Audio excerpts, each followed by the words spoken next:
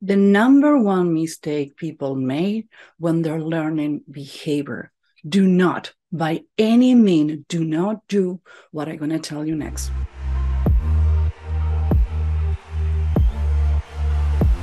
Hi, my name is Susana Ibitz. I'm a human behavior hacker. Some people hack computers. I hack humans and I have fun. And this is Human Behavior Dictionary when we talk about web, words, emotions, and behavior. And in this case, we're going to talk about a TV show. And don't get me wrong, I love the show for entertaining purpose, but I do not, by any meaning, if you want to learn anything about behavior, watch the show Lie to Me. The show was between 2009 and 2011 with 3 seasons and was canceled.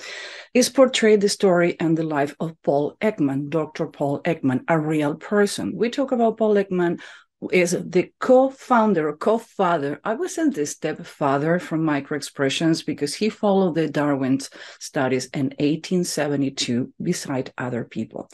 He's a genius. Don't get me wrong. I studied with him in California. I studied with him in Manchester, UK.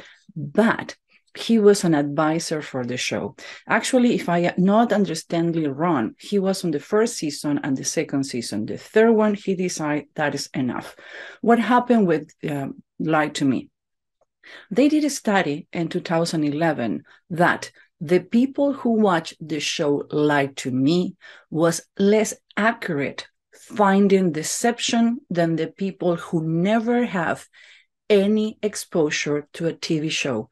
Again, the people who was watching or watch any season of Lie to Me was less accurate than the people who didn't have any exposure to any deception detection. Why?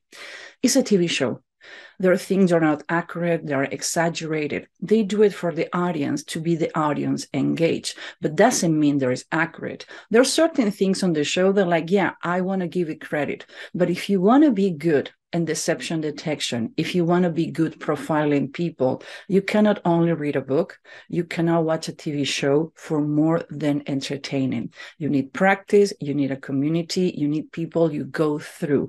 You need to test your skills. And when you're watching a TV show, you don't have any place to test your skills because nobody can tell you how accurate you are.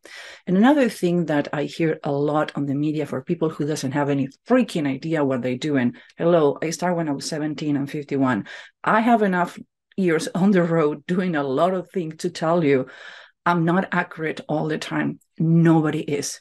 If anybody tell you they're 100% the human lie detectors, that is the first lie you need to be paying attention. There's not one cluster to understand and determine if somebody's lying to you. And one of the things, you can find that somebody's lying to you, but you don't have the reason. You don't know why. So that you need to go to clusters of 3 steps: behavior, words, and emotions. Somebody can say something with the mouth and the body saying something different. Sometimes we don't need to be paying attention to the body. We need to be paying attention to the words. I'm a hostage negotiator trainer. I'm a civilian hostage negotiator. I studied negotiation in Harvard, and I'm a first aid mental health consultant. And sometimes people is froze. When people is depressed or go too much stress, sometimes their body and their face are froze. So what you need to be paying attention are the words. So if you don't have at least 3 clusters to determine if somebody's lying, if you don't have any others to determine if that person is deceiving you, be careful. I never tell the person you're in front of that you find out they're lying or you try to be too inquisitive. Sometimes for fun, I do it and I shouldn't do it. I test myself and I test other people and pushing the boundaries is not healthy. Anyway, that's what I do for a living.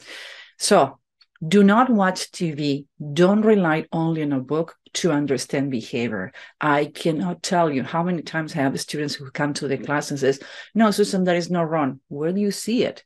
Oh, I read it in Cosmopolitan, or I read it in a magazine, or I saw an article online when they says the 93% of the communication is body language. And that's where it says, hey, time out. You're not the right student because you're so full of wrong information that now that we're going to go to the right one, you're going to get confused.